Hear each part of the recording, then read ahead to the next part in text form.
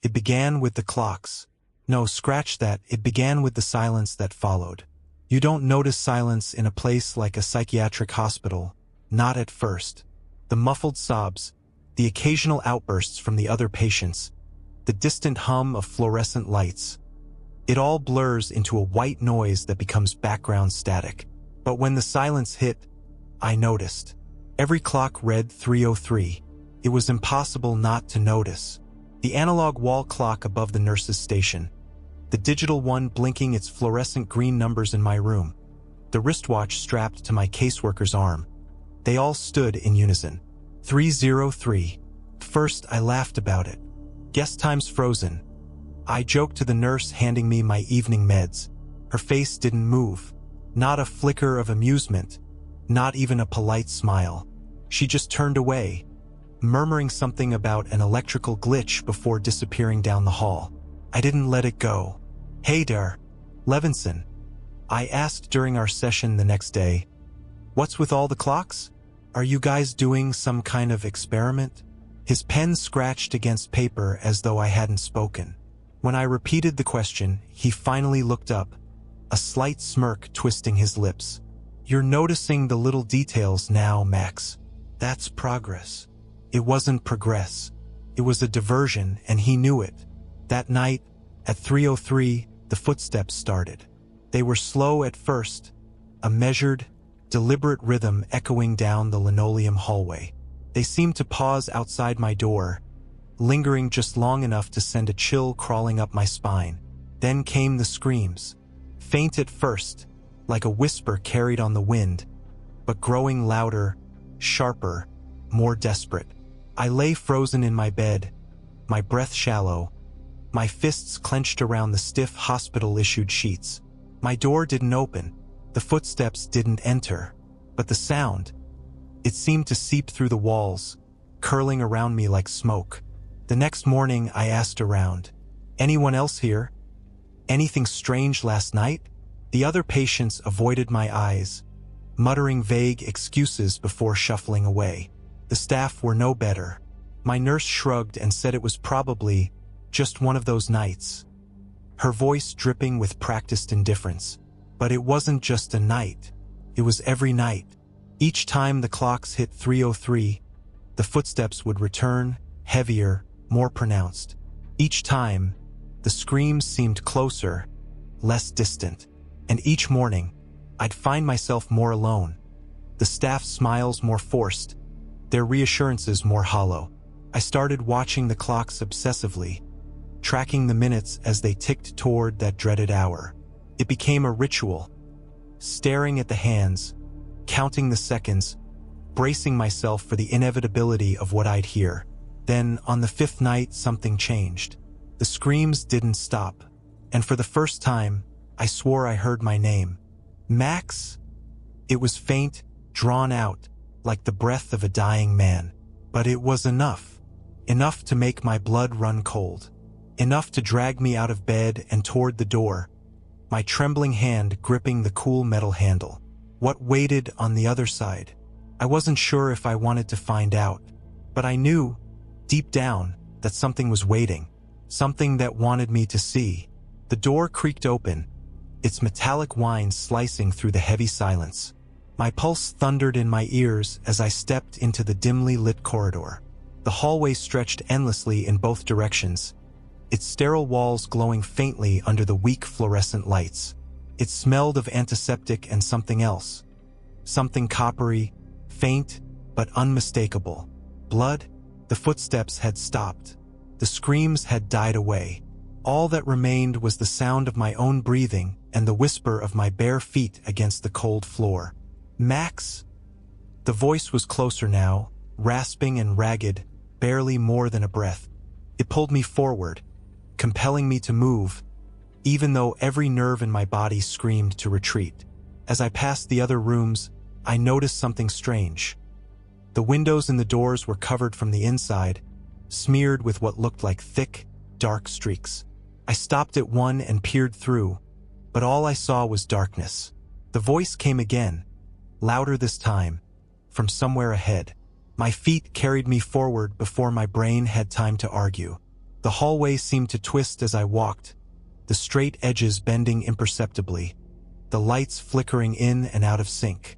It felt like I was walking through a funhouse mirror version of the hospital, a distorted, warped reality where nothing quite made sense. That's when I saw it. At the end of the corridor, beneath the red exit sign that hung like a beacon, stood a figure. It was too far away to make out clearly, just a vague silhouette. A head, shoulders, something draped over its frame. It didn't move. It didn't speak. But I knew, with a bone-deep certainty, that it was waiting for me. Max, this time. The voice came from behind me. I spun around, my breath hitching in my throat, but the hallway behind me was empty. The smeared windows of the rooms stared back like blind eyes. A faint vibration hummed under my feet, like the building itself was alive, its heartbeat thrumming in the walls. I turned back toward the figure, but it was gone.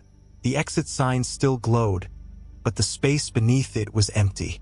My stomach twisted into a knot, and a shiver ran down my spine. Something moved in the corner of my eye, a flicker of shadow that darted across the wall and disappeared around the corner. Against every instinct screaming at me to return to my room, I followed. The corner led to another hallway, this one narrower, darker. The smell of copper was stronger here, mingling with a damp, earthy scent that reminded me of a basement or a cave. The lights overhead buzzed faintly, their flickering growing more erratic the further I walked. Then I saw it. A door at the end of the hall, slightly ajar. It was different from the others, older, with chipped paint and a tarnished brass handle.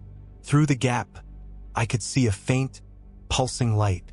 I hesitated, my hand hovering over the handle. The air around the door felt heavier, thicker, as though whatever lay beyond it didn't belong in this world. But I couldn't turn back now, not after coming this far. The voice came one last time, clear and sharp, as though whispered directly into my ear. Come closer. I pushed the door open. What I saw inside would change everything.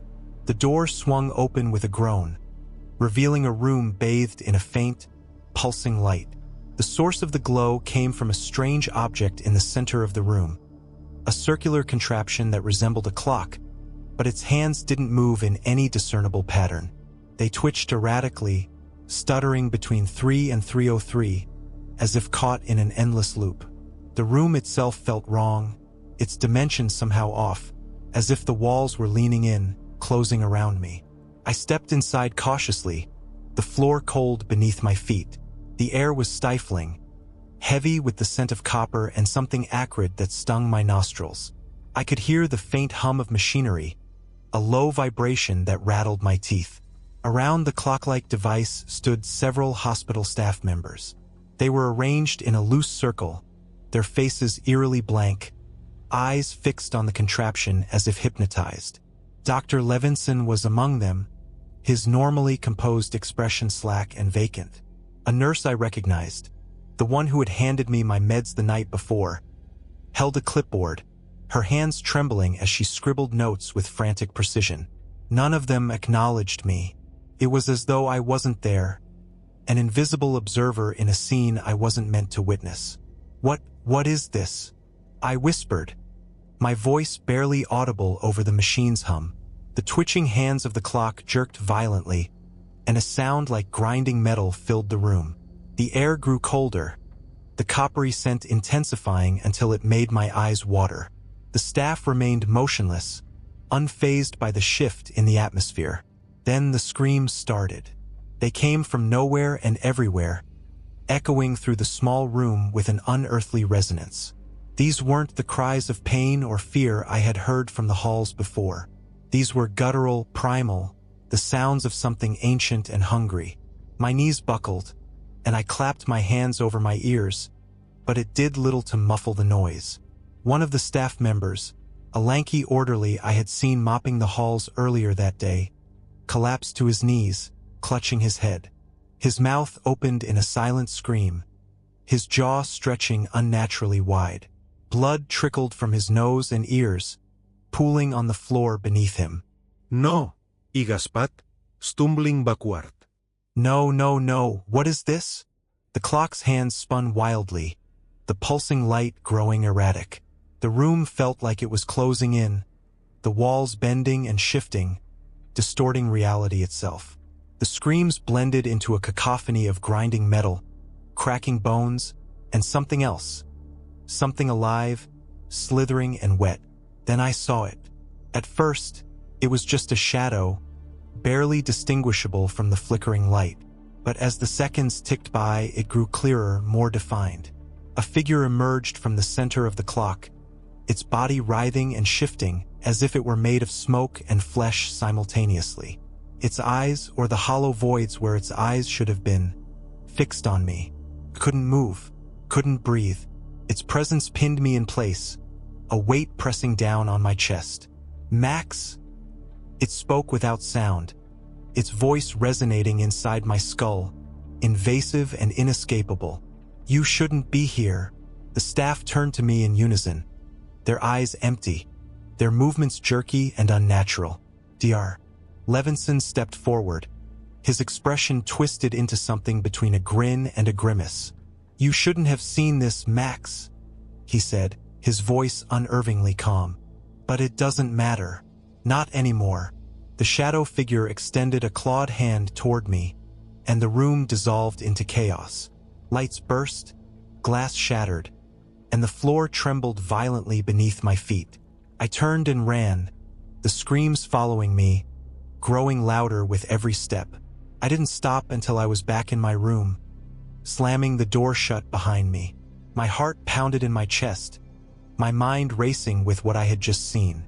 The clock on my nightstand blinked at me, frozen at 3:03, and then the footsteps returned. Only this time they stopped right outside my door. The footsteps stopped abruptly, the silence that followed somehow more oppressive than the noise. My back pressed against the door, my breath coming in shallow gasps. I strained to hear anything beyond it, movement, breathing, anything. But all I could detect was an unnatural stillness, as though the world outside my room had simply ceased to exist. Max? The voice came again, faint and distorted, as if carried on a crackling radio wave. It was so close, right on the other side of the door. My hand trembled as I reached for the doorknob, then froze. No, not again. Whatever was out there, I couldn't let it in. I wasn't sure I'd survive another encounter. Max? The voice was stronger now, more insistent, and with it came a faint tapping sound, like fingers rapping against the wood. Top, top, top. The rhythm was uneven, almost playful, like a child testing the boundaries of a new toy. I stepped back, putting distance between myself and the door. The tapping continued, growing louder, more frantic.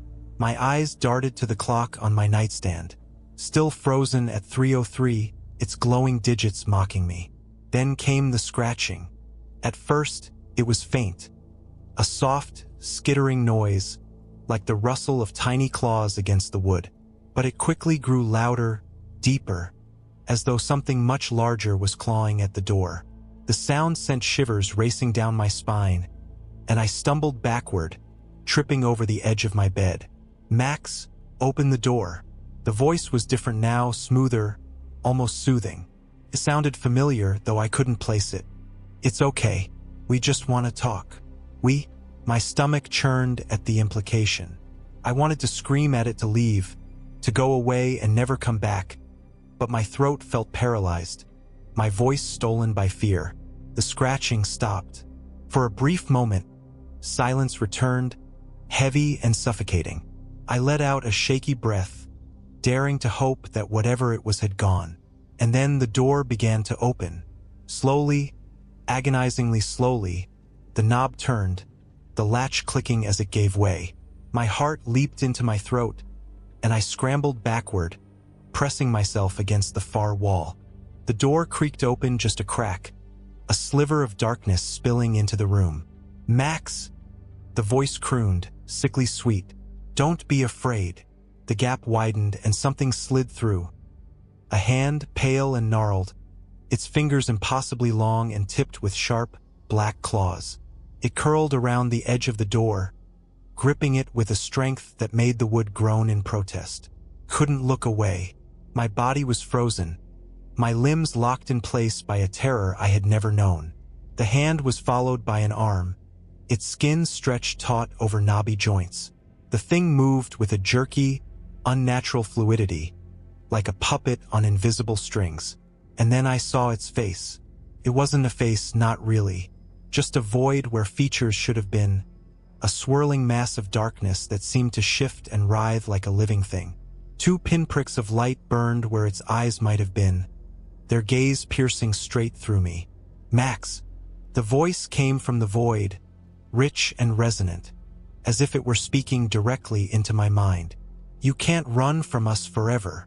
I forced myself to move, my body screaming in protest as I crawled toward the bed. My hand found the flashlight I kept in the nightstand drawer, and I gripped it like a lifeline. Without thinking, I flicked it on and aimed the beam at the thing. The effect was immediate. The creature recoiled, its form dissolving into smoke that writhed and hissed under the light. The door slammed shut with a deafening bang, and the room was plunged into silence once more. I sat there, shaking, the flashlight still clutched in my hand. The clock on my nightstand blinked once, twice, and then reset to 3:04. But I wasn't safe. Not yet, because now I knew the truth. Whatever was behind that door, it wasn't bound by the hospital walls. And it wasn't done with me. I didn't sleep that night. The flashlight stayed clenched in my hand, its feeble beam sweeping across the corners of my room as I sat huddled against the wall. Every shadow seemed to move. Every creak in the floorboards whispered promises of doom. The clock ticked on, no longer stuck at 3:03 but feeling no less ominous as its numbers crawled forward. Morning arrived with no fanfare, the gray light of dawn creeping through the window and casting long, cold beams across the room. My door remained shut, though the faint imprint of claw marks marred its wooden surface. I couldn't bring myself to touch them. I wasn't alone when the nurse came to deliver my meds that morning. The sense of otherness clung to me like a second skin, a feeling that something unseen lingered just out of sight. The nurse's cheerfulness grated against my nerves. "Rough night, Max?" she asked, her smile too wide, her tone too sweet. I stared at her, unsure if she was part of it. Part of them. The hospital suddenly felt smaller, its walls pressing closer, its staff and patients transformed into question marks I didn't dare answer. "You heard nothing last night?" I ventured, my voice hoarse. Her smile faltered for a moment, but she recovered quickly. "Just the usual noises. You know how it is here." I didn't believe her. Couldn't. My mind reeled, cycling through the events of the night before. The thing that had reached for me through the door wasn't usual. It wasn't human. After she left, I made a decision. I needed answers, and they wouldn't come from the staff. The hospital's halls seemed different as I wandered them that day. The air was thicker, the light dimmer, and the faces of those I passed seemed hollow, their eyes sunken with a quiet despair. Every door felt like it held a secret, every turn a new threat. I wasn't sure where I was going until I arrived. The room from last night, the door with its chipped paint and tarnished handle, should have been just around the corner. But when I turned, the hallway was empty. No door, no strange light, no sign of the horrors I'd witnessed. I stood there, dumbfounded, my mind struggling to reconcile what I'd seen with the empty stretch of sterile walls before me. Had I imagined it? Was it possible my mind had fractured further, creating monsters to haunt me? No. The scratches on my door were real. The voice in the hallway, the hand, the thing. All of it had been real. A sharp, clattering sound snapped me out of my thoughts. It came from the nearby utility closet, its door slightly ajar. I hesitated, every fiber of my being screaming at me to walk away. But curiosity, or maybe desperation, pushed me forward. I opened the door. Inside, the janitor stood hunched over, his back to me. He didn't move as the door creaked open wider, revealing his trembling hands clutching a small, rectangular device. A tape recorder. "Hello," My voice came out barely above a whisper. The janitor stiffened, his head tilting slightly as if listening. Then slowly he turned. His face was gaunt, his eyes bloodshot and wild. He held the recorder out toward me with shaking hands. "Don't listen to them," he rasped. His voice was raw, desperate. "They lie. They'll twist your mind." "What are you talking about?" I demanded, stepping closer. The janitor's eyes darted around the room, paranoia etched into every line of his face. "They'll come for you. You've seen too much. But you can stop them." He shoved the recorder into my hands before collapsing to the floor. His breathing slowed, his body limp as though drained of life. I stumbled back, clutching the device like a cursed relic. The faint hum of static crackled from the recorder's speaker, followed by a distorted, faintly human voice. 303. The lights flickered overhead, and I knew, deep down, that I'd opened another door I wasn't meant to. I staggered out of the closet, the tape recorder pressed against my chest like it might detonate if I let go. The janitor's lifeless body lay crumpled on the floor behind me, his warning ringing in my ears. "Don't listen to them. They lie." But who were they? And what had I seen that was too much? The recorder felt heavier in my hands, its weight almost unnatural. The static continued to hum faintly, punctuated by soft pops and cracks. My fingers trembled as I pressed the play button. A voice emerged, distorted and layered, as if several people were speaking at once. 303, it whispered. The time, the tether, the doorway. The voice sent a chill racing down my spine. It wasn't just speaking, it was pulling, tugging at something deep inside me. An invisible thread coiled around my mind. I wanted to stop listening, to throw the recorder as far away as I could. But I couldn't. It had me. "They keep it locked," the voice continued, growing clearer with every word. "But the lock is breaking. You've seen it, felt it. The others won't last." Images flashed in my mind, fragmented, fleeting.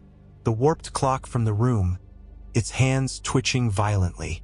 The staff standing in that eerie circle, their faces void of emotion.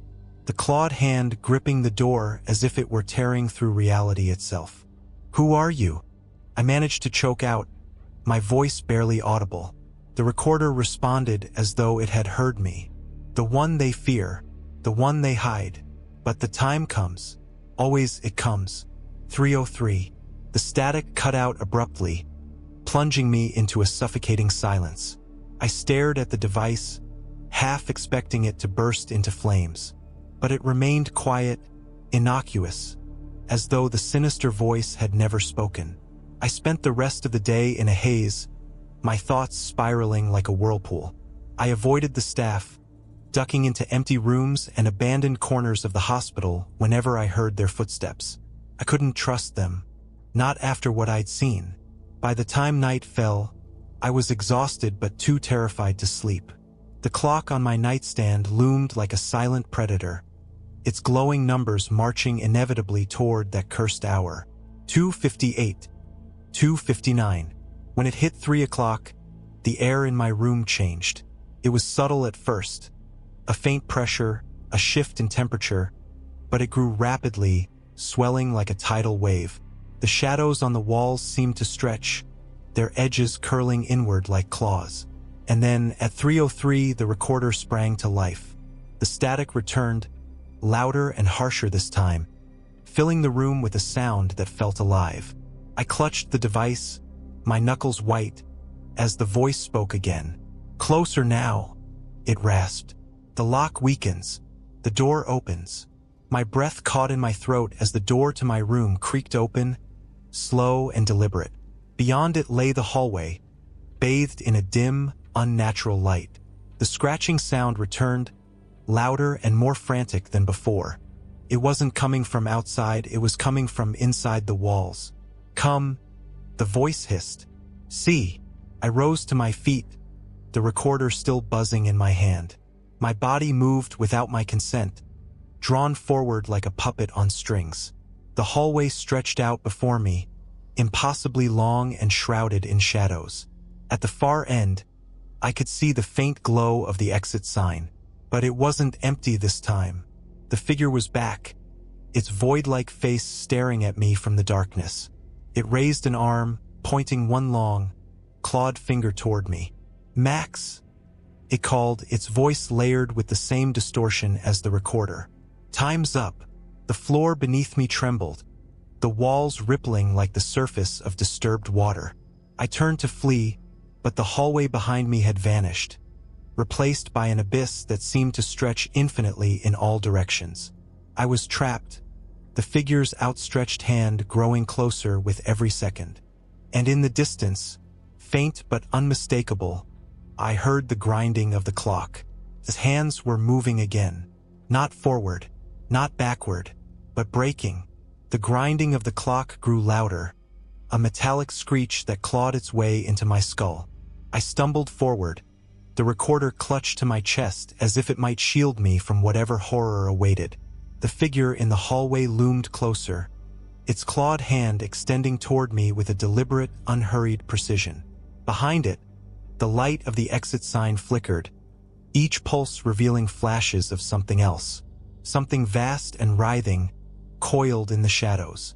Its presence radiated malice, a palpable force that made the air taste metallic and wrong. "Max," the figure whispered, its voice echoing in the very marrow of my bones. "The door is open. Come and see." I shook my head, taking a shaky step back. "No," I muttered, my voice cracking. "I'm not going anywhere." The figure tilted its head, as though amused by my defiance. "You're already here." I glanced around, my heart sinking. The walls of the hallway were no longer solid. They rippled and twisted like liquid, their surfaces reflecting impossible landscapes. Vast, dark forests where the trees seemed to breathe. Endless deserts under skies choked with ash. A city of towering spires, their forms shifting and dissolving with every blink. The clock's grinding intensified, the sound reverberating through my chest. The recorder in my hands buzzed violently, the voice returning with a clarity that made my blood run cold. "Tick-tock." The seal cracks. It hissed. "You are the key, Max. You were always the key." "No." I screamed, throwing the recorder to the ground. It shattered, its pieces scattering across the warped floor. For a brief moment, the grinding noise faltered, replaced by a deep, guttural roar that shook the hallway. The figure's faceless void contorted, its edges flickering like a faulty signal. "You can't escape," it said, the distortion in its voice growing sharper. "You can't run." But I did. I sprinted toward the exit sign, my legs burning with the effort. The figure's presence pressed against me like a tidal wave, its shadow stretching long and sharp across the floor. The clock's grinding turned to a deafening howl, each second a physical blow that threatened to knock me off my feet. As I neared the exit, the walls on either side of me exploded outward, revealing a churning void of stars and darkness. Tendrils of shadow slithered toward me, their forms writhing and snapping like hungry snakes. One lashed out, grazing my arm with a searing cold that made me cry out in pain. "Max!" the voice roared, no longer calm and soothing but filled with rage. "Do not defy us." I ignored it, focusing on the glowing red sign ahead. My breath came in ragged gasps, my vision blurring as I reached for the door. My fingers grazed the handle just as another tendril wrapped around my ankle, yanking me backward. "No!" I screamed, kicking frantically. My heel connected with something solid, and the tendril recoiled with an otherworldly screech. I seized the handle and pulled, the door swinging open with a burst of blinding light. I fell through. For a moment, there was nothing, no sound, no light, no sense of time or space. Just a vast, infinite void pressing down on me from all sides. Then, slowly, the world began to take shape. I was in the hospital again, but it wasn't the same. The walls were cracked and peeling, their surfaces slick with a dark, viscous fluid. The lights overhead flickered weakly, casting long, trembling shadows across the floor. The air was heavy, suffused with the smell of decay and something faintly sweet, like rotting fruit. The clock on the wall ahead of me read 3:03. A soft chuckle echoed through the empty hallway. I turned, my stomach lurching as I saw the figure again, its form flickering in and out of focus like a poorly tuned signal. "You can't outrun time, Max," it said, its voice a low, mocking rasp. "You can't change what's already written." I staggered backward, my hands trembling. "What do you want from me?" The figure tilted its head, its featureless void shifting as though it were smiling. "You'll see." The grinding noise returned, louder and sharper than ever. The clock's hands began to move again, twitching violently as the walls around me shuddered. The figure dissolved into the shadows, its voice trailing off into a whisper. Tick-tock. And then the clock struck 3:04. The instant the clock struck 3:04, the grinding noise ceased. The air in the hallway grew still, the oppressive weight lifting slightly. I collapsed to my knees, gasping for breath, my heart hammering against my ribs. For a moment, it felt like the nightmare was over. But I knew better. The hospital was wrong. Its geometry distorted, its walls alive with faint, pulsing movement. The faint hum of fluorescent lights had been replaced by an eerie silence, broken only by the faint drip of the viscous fluid trailing down the cracked walls. I forced myself to stand, my legs trembling. "What do you want?" I whispered, my voice echoing in the empty corridor. "Why me?" The silence answered with a sudden, sharp creak. I turned toward the sound and saw a door at the end of the hallway slowly swinging open. A faint, flickering light spilled out, accompanied by the soft hum of machinery. I didn't want to go. Every instinct screamed at me to turn around, to run. But there was nowhere to go, no way out but forward. My feet moved as if propelled by an unseen force, carrying me toward the open door. Inside, the room was cold, the air heavy with the scent of metal and oil. In the center stood the clock from before, its hands twitching violently, surrounded by a circle of what looked like ritualistic markings carved into the floor. Wires and tubes snaked out from its base, connecting to monitors and machines that beeped and whirred in a discordant rhythm. Dr. Levinson stood by the clock, his back to me. His lab coat was stained with dark streaks, his hands gripping a clipboard with white-knuckled intensity. He didn't turn as I entered. "I told you not to dig too deep, Max," he said, his voice low and weary. "You've made things difficult." "What is this?" I demanded, my voice trembling. "What's happening to me, to this place?" He turned slowly, his eyes hollow, rimmed with shadows that made him look older than I remembered. "This hospital isn't just a hospital," he said. "It's a tether, a seal, keeping something out, or in. Depends on your perspective." I shook my head, the words refusing to sink in. "What are you talking about?" He gestured toward the clock. It's more than just a machine. It's an anchor, a lock that holds something in place. But the seal is weakening. Every night at 3:03, the boundary between worlds grows thinner. And you?" He stepped closer, his gaze boring into mine.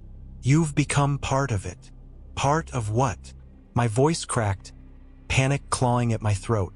Levinson's expression twisted into something between pity and fear. "You've seen it, haven't you? The figure? The void? It's not a who, Max, it's a what. A force. A hunger. It feeds on time, on moments stolen from reality itself. And it's been watching you." The room seemed to tilt, the walls closing in. "Why me?" I whispered. "You're sensitive to it," he said. "Most people, they don't notice. They see the clock stuck at 3:03, they hear the noises, but they brush it off. But not you. You noticed. And now it's noticed you." The clock behind him screeched, its hands spinning wildly. The light in the room dimmed, shadows creeping across the walls like living things. "It's coming," Levinson said, his voice trembling. "We've tried to hold it back, but we're running out of time. If it breaks through completely..." He didn't finish. He didn't have to. The shadows coalesced into a familiar form, the figure from the hallway, its void-like face glaring at me with an intensity that made my knees buckle. Levinson stepped back, his clipboard falling to the floor. "It's too late," he murmured, his voice barely audible over the screeching of the clock. "You've already opened the door." The figure reached out, its clawed hand extending toward me. The room dissolved into chaos. Lights bursting, machines short-circuiting, the floor splitting open beneath us. I tried to run, but the shadows caught me, pulling me toward the clock. "Max," the figure rasped, its voice echoing in my mind. "You're ours now." The last thing I saw was Levinson's face, his mouth open in a silent scream as the shadows consumed us both. And then darkness. I awoke to nothingness. No light, no sound, just an all-consuming void that stretched endlessly in every direction. My body felt weightless, my senses dulled as though I were submerged in a thick, invisible ocean. I opened my mouth to scream, but no sound came. Even my own voice was swallowed by the abyss. How long I drifted there, I couldn't tell. Minutes? Hours? Days? Time had no meaning here. Only the faint, rhythmic pounding in my chest reminded me I was still alive, if this state could even be called living. Then the voice came. "Max." It was louder now, clearer, no longer distorted by static. It filled the emptiness, surrounding me, pressing against my mind like a physical force. "You've crossed the threshold. There's no going back." Where am I? I thought, or maybe I spoke.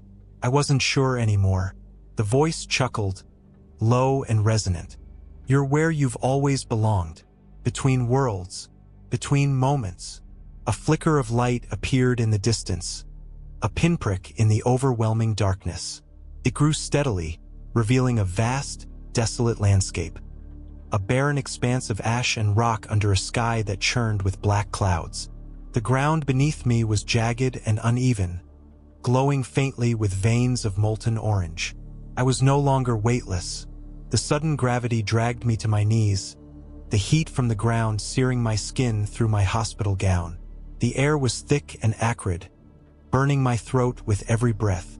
In the distance, towering monoliths loomed, impossibly tall structures of twisted metal and stone, their surfaces crawling with shadowy figures. I squinted, trying to make out details, but the shapes seemed to shift and blur, as though they weren't meant to be seen. "Welcome to the in-between," the voice said, its tone almost mocking. "This is where it feeds.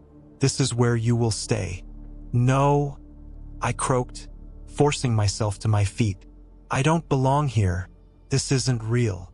"Isn't it?" the voice countered. "You've been walking this path for a long time, Max.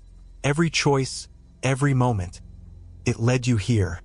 The ground beneath me trembled, cracks spidering out from where I stood. The veins of molten orange flared brighter, and the sky above darkened further. From the monoliths, the shadowy figures began to descend, their movements slow and deliberate, like predators stalking prey. I stumbled backward, my heart pounding. "What do you want from me?" The voice didn't answer, but the shadows did. They surged forward, their forms elongating, their features sharpening into claws and fangs. They moved as one, an unstoppable tide of darkness bearing down on me. I turned to run, but the ground gave way beneath my feet. I fell, tumbling into the depths of the cracked earth, the molten veins swallowing me whole. When I hit the ground, I was back in the hospital. The fluorescent lights buzzed overhead, their cold glow casting sharp shadows on the walls. The hallway was empty, eerily silent save for the faint hum of machinery. I staggered to my feet, my body aching, my mind reeling. Ahead, the clock on the wall read 3:03. "No," I whispered, shaking my head. "No, no, no." The hallway stretched impossibly far, its edges warping like a funhouse mirror. At the far end stood the figure, its void-like face glaring at me with those burning pinpricks of light. It didn't move, but I could feel its presence, its hunger, pulling me forward. "Time's up, Max," the voice said, echoing from everywhere and nowhere. "It's your turn." I turned to run, but the hallway behind me was gone, replaced by the same desolate wasteland I had just escaped. The shadows surged forward, pouring into the hospital like a flood, their inky tendrils reaching for me. There was no escape. I closed my eyes, bracing for the end. But instead of pain, there was only a sudden, deafening silence. When I opened my eyes, I was alone. The shadows were gone, the hallway empty. The clock on the wall ticked forward to 3:04. But I knew it wasn't over. This was just the beginning. The hallway was deathly silent, save for the faint ticking of the clock. My breath came in shallow gasps, my mind reeling with the impossible twists of reality I had just endured. For a fleeting moment, I thought it was over, that I had escaped whatever nightmare had seized me. But the clock's hands betrayed that illusion. Though they ticked past 3:00 for now, they moved sluggishly, as if struggling against some unseen force. And the hospital itself, its walls, its air, felt alive, pulsing faintly like a living organism. I stumbled forward, my legs weak beneath me. The hallway stretched on endlessly, but now it was lined with doors I didn't recognize. Each was slightly ajar, and faint sounds drifted from within. A woman's muffled sobs, the mechanical hum of machinery, a child's laughter that turned to wails. Curiosity warred with fear. Every instinct screamed at me to keep moving, to avoid the doors, but something compelled me to look. The first door I passed emitted the sound of footsteps, slow, deliberate, circling. I hesitated, then peeked inside. The room was identical to my own, but it wasn't empty. The figure sat on the bed, its back to me. It was me or some twisted version of me. Its head hung low, its shoulders hunched, its hands clenched into fists on its lap. When it spoke, its voice was a rasping echo of my own. "Why didn't you run?" it whispered. I staggered back, my heart pounding. The figure didn't move, but its shadow did, stretching unnaturally, clawing at the walls, reaching toward me. I slammed the door shut and stumbled away, the sound of my own voice ringing in my ears. The next door held a worse horror. This time it was Levinson's office, or a grotesque mockery of it.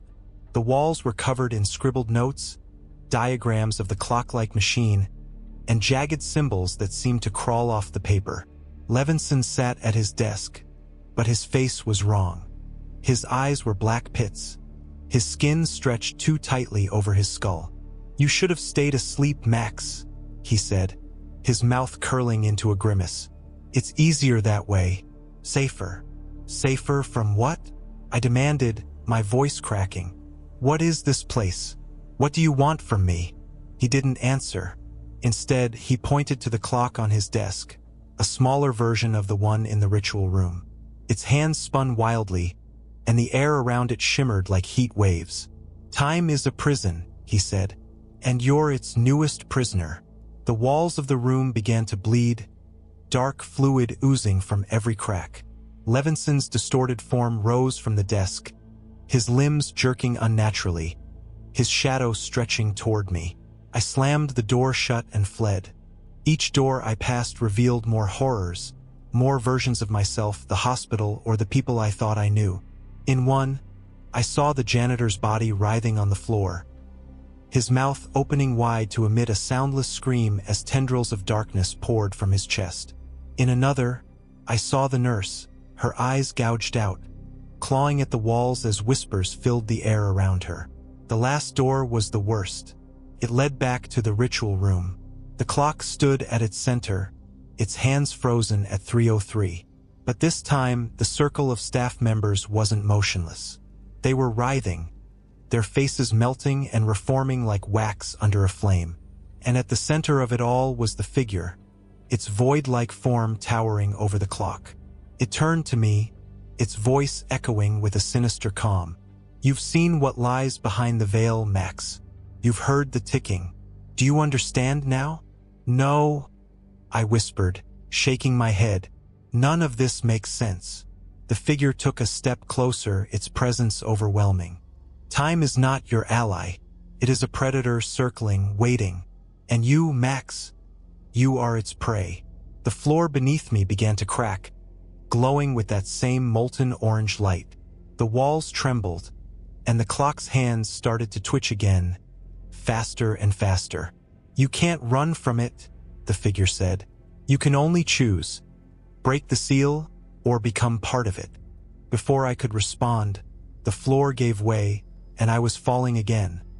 Falling into the depths of the hospital, into the abyss of time itself. And in the distance, I could hear the clock ticking, louder and louder. Tick, tock. The fall felt eternal. The air screamed past me, colder and denser the further I plummeted. Around me, fragments of the hospital floated, spinning in slow, surreal arcs. Door frames, clocks, hospital beds, each fractured and suspended as if caught in the currents of a broken reality. And then I landed, not with a crash, but with an unsettling stillness. One moment I was falling, and the next I was standing in an enormous cavernous space. The floor beneath me was cold and metallic, its surface etched with intricate, spiraling patterns that seemed to pulse faintly with light. Above me, the void stretched endlessly, pierced by a massive, grinding mechanism that filled the air with its relentless, mechanical hum. The clockwork stretched as far as I could see, vast, interlocking gears turning in impossible synchronicity, chains the size of skyscrapers rattling as they moved, and pistons slamming down with the force of earthquakes. The entire structure seemed alive, its movements purposeful, its grinding rhythm resonating in my bones. "Where am I?" I whispered, though no one was there to answer. "This is the core," a voice echoed, deep and resonant. It wasn't the mocking, sinister tone of the figure. It was calm, ancient, and strangely familiar. The heart of the tether, the lock that binds what must not awaken. I turned, searching for the source of the voice, but the space around me was empty, save for the endless machinery. "The tether," I repeated, my voice trembling. The air shimmered, and a figure appeared before me. Not the void-like entity I had seen before, but something different. It was human-shaped, its body composed of glowing threads of light that flickered and wove together like strands of energy. Its face was blank, but its presence radiated an immense, otherworldly power. "Yes," it said, "the tether binds time itself. It holds back the force that hungers to consume all moments, all lives. Without it, reality would fracture." "Then why me?" I demanded. "Why am I here? What do you want from me?" The figure tilted its head, the threads of its form flickering as it spoke. "Because you've seen the cracks. The tether is failing, Max. The seal is weakening, and the entity beyond it has chosen you as its vessel." My blood turned to ice. "Vessel? No, I don't want this. I don't want any part of this. You don't have a choice," the figure said, its voice calm but unyielding. "The entity has marked you. His presence grows stronger with every moment you resist. But there is a way to stop it." "How?" I asked, desperation clawing at my voice. The figure raised its hand, and the massive machinery around us groaned, shifting slightly. A glowing orb appeared in its palm, spinning with the same chaotic energy as the clock's hands. "You must take its place," it said. "You must become the new anchor for the tether. Only then can the entity be contained." My stomach churned. "Take its place? What does that mean?" The figure stepped closer, the orb hovering between us. "It means you will no longer be part of this world. Your life, your body, your very essence will bind the tether, replacing what is failing. You will hold the entity back, but at great cost." "No," I said, shaking my head. "There has to be another way." "There isn't," the figure said. "If you refuse, the tether will break, and the entity will devour all. Time itself will unravel." I stared at the orb, its light pulsing rhythmically, in sync with the grinding machinery around me. My mind raced, searching for an escape, a way out of this nightmare. But the weight of the figure's words settled over me like a shroud. The choice was clear even if it was unbearable. The ground beneath us trembled, the machinery groaning louder. The clock's grinding returned, sharper and more frantic. In the distance, I saw the shadowy figure, the entity, emerging from the gears, its form shifting and writhing as it drew closer. "Decide, Max," the figure said, its voice urgent now. "Before it's too late." I looked at the orb, my hands trembling as I reached for it. The light intensified, blinding me as my fingers brushed its surface. And then everything went white. The light consumed everything. My body felt weightless, as if I were dissolving into the void itself. For a moment, I thought I had died. My consciousness snuffed out, scattered like ash into the winds of eternity. But then I felt it, the weight of the machinery, the grinding of the gears, the pulse of time itself flowing through me.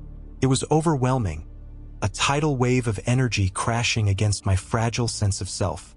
My mind screamed in protest as I tried to hold on, to keep some shred of my identity amidst the torrent. "You are the anchor now," the voice said, calm yet impossibly loud, resonating within me. "Feel the tether. Hold it steady." I opened my eyes, or maybe I simply perceived again. The endless void around me had transformed.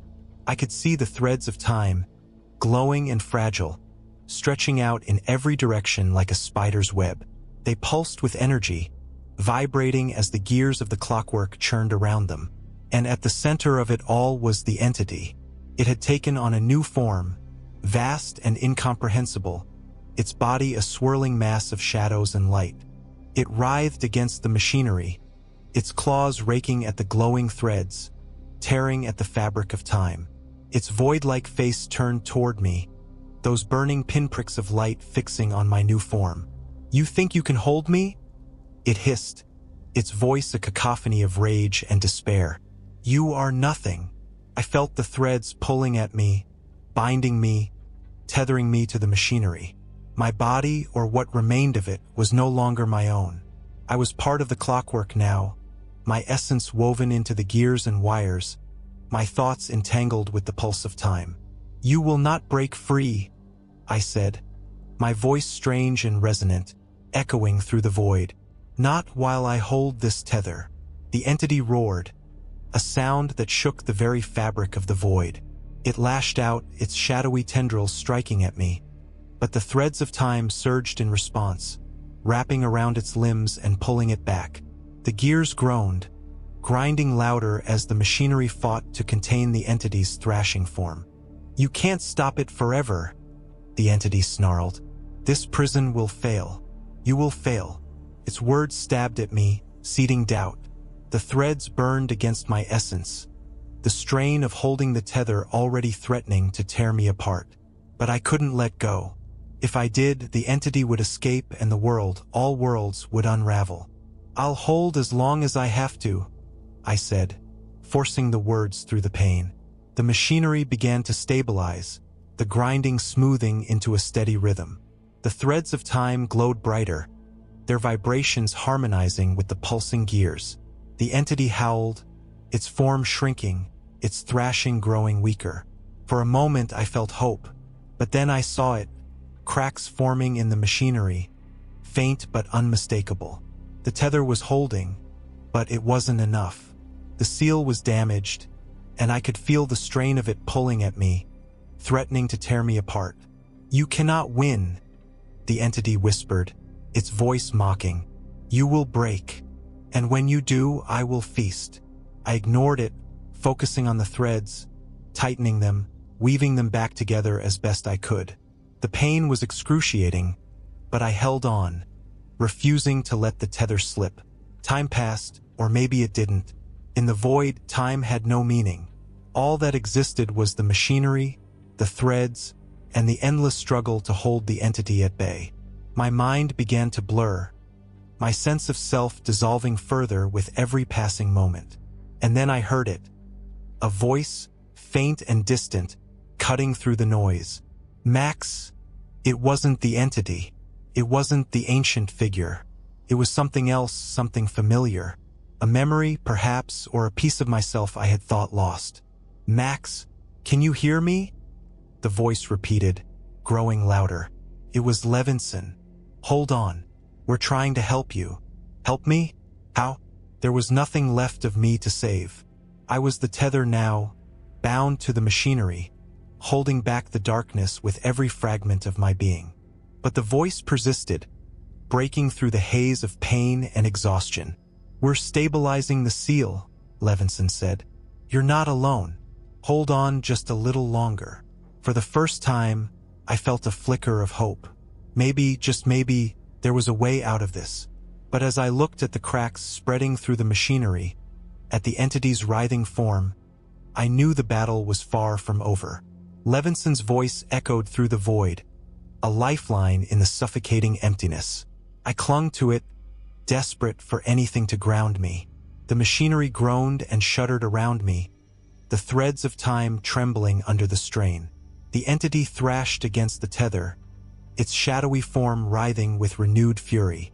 "Levinson," I called, my voice resonating strangely in the void.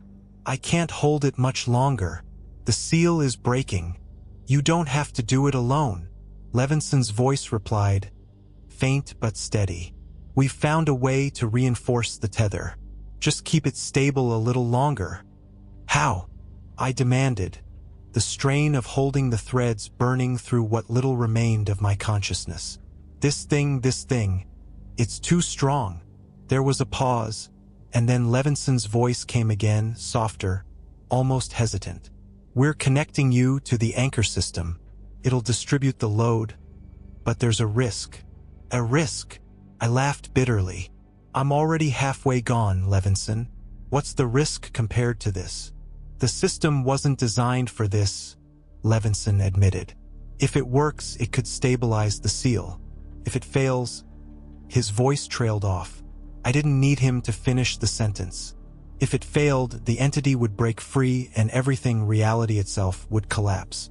"Do it," I said through gritted teeth. "Whatever it takes. Just do it." The void shuddered as a new force surged through the tether. I felt it immediately, a searing energy that pulsed through the threads, strengthening them, weaving them tighter around the entity. The machinery around me hummed louder, its rhythm synchronizing with the glowing threads. For a brief, glorious moment, it felt like it was working. The cracks in the machinery began to mend, the threads holding firm. The entity howled, its form shrinking as the tether tightened around it. But then something went wrong. The new energy burned hotter, too hot. The threads began to glow brighter, their vibrations growing erratic. The machinery groaned, its movements faltering. I felt the strain increase tenfold, the weight of the tether crushing down on me. "Levinson," I screamed. "It's too much. I can't." The entity laughed, its voice a jagged, mocking rasp. "You think you can bind me with this? You are nothing but a crack in the foundation." The tether began to fray, the threads snapping one by one. The entity surged forward, its shadowy form swelling as it broke free of the weakened bindings. The machinery screamed, gears grinding against one another as the entire structure began to collapse. "No!" I cried, reaching out with what little strength I had left. The threads flickered, dimming as the tether fell apart. Then, a new voice joined the chaos. "You're not alone, Max." It was Levinson, but it wasn't just him. Other voices rose with his, a chorus of staff and patients, their words overlapping in a strange, harmonic rhythm. I felt their presence, their energy, flooding into the tether. The threads glowed brighter, weaving themselves back together, stronger than before. "We're with you," Levinson said. "Focus. Hold it together." I gritted my teeth, pouring every ounce of willpower into the tether.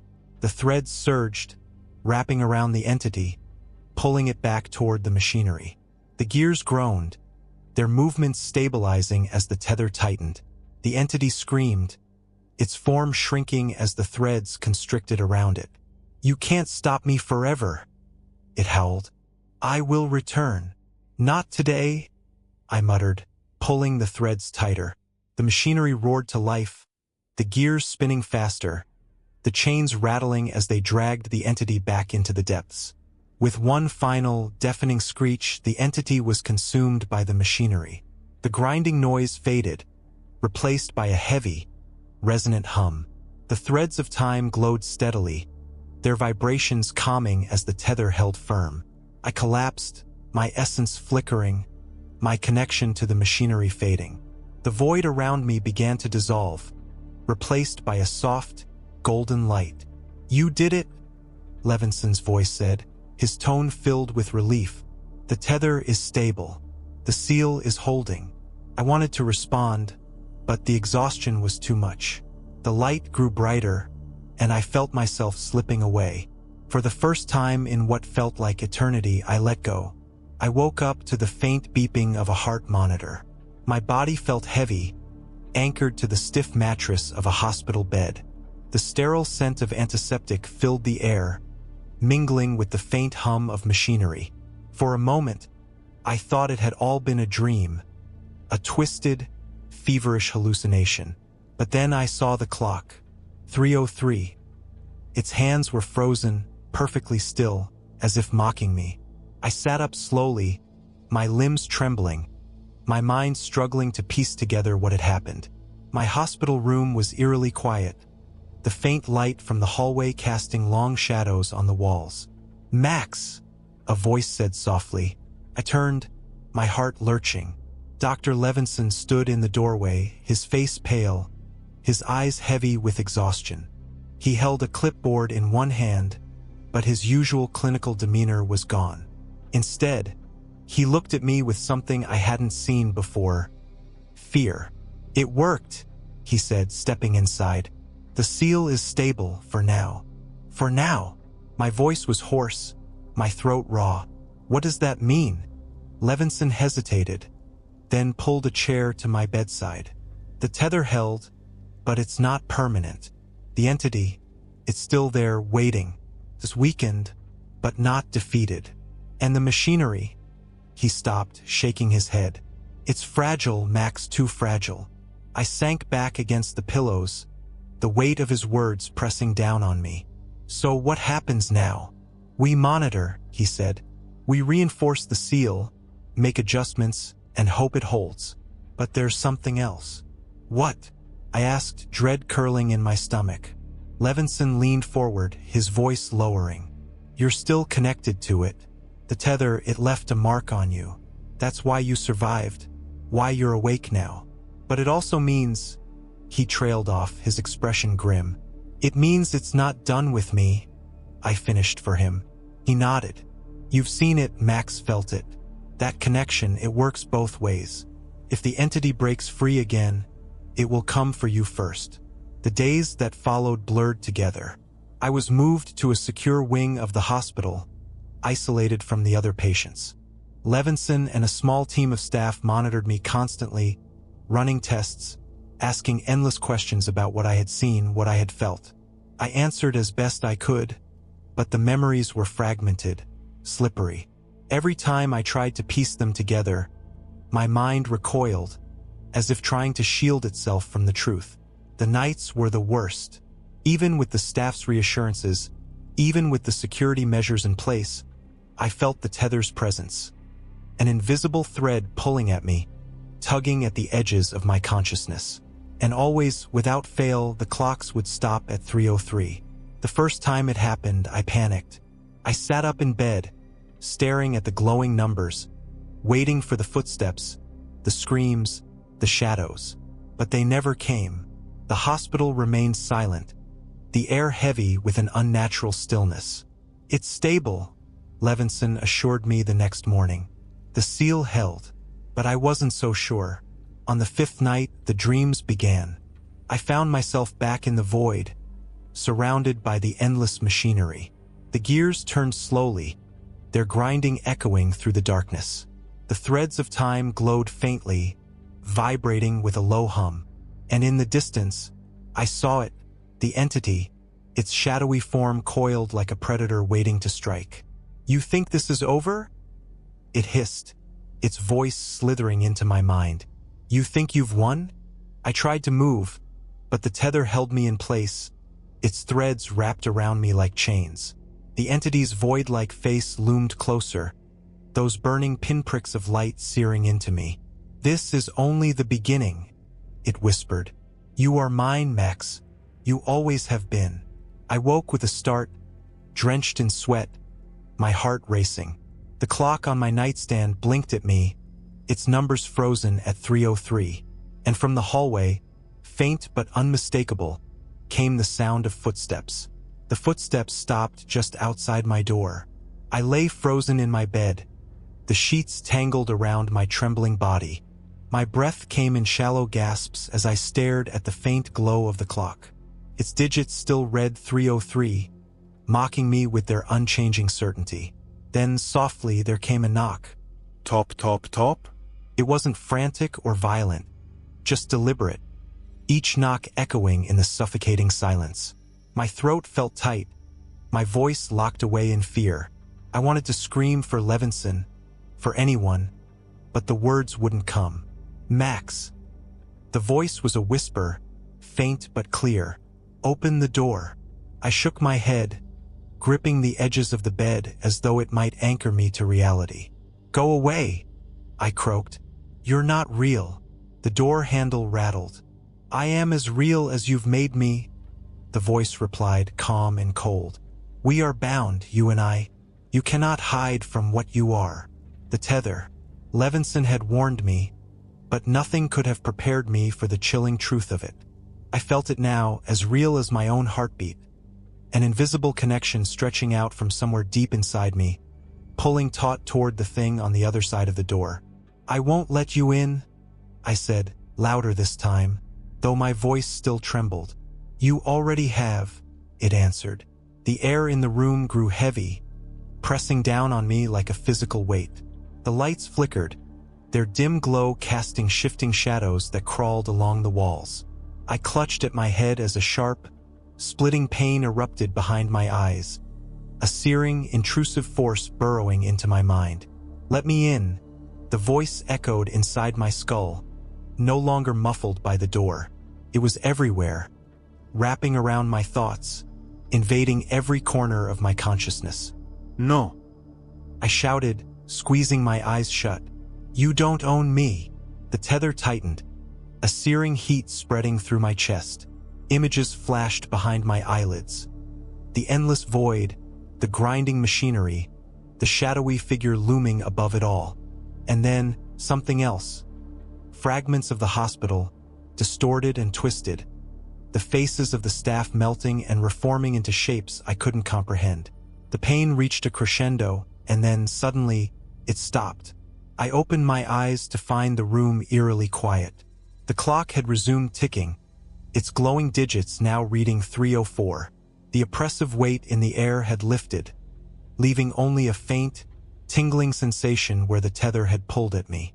For a moment, I thought it was over, but then I noticed the door. It was ajar just slightly, as though someone or something had been inside and left.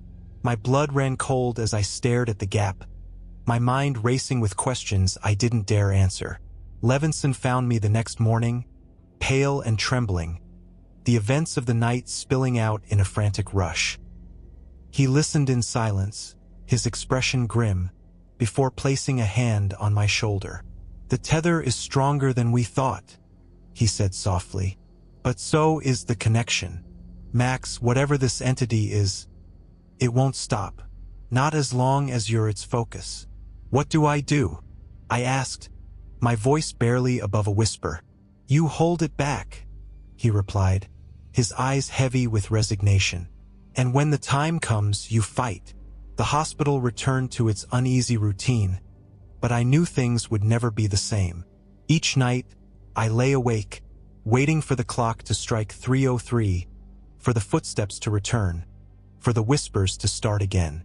The tether bound me, tied me to the heart of the machinery, to the entity it was meant to contain. I was a part of it now, and it was a part of me. But as I stared at the clock, It's ticking steady and relentless. I made a promise. I would fight. I would hold the tether no matter the cost. Because if I failed, the thing behind the door wouldn't just take me. It would take everything. Thank you for listening to my story. Like it if you liked it and write in the comments if it was creepy or not.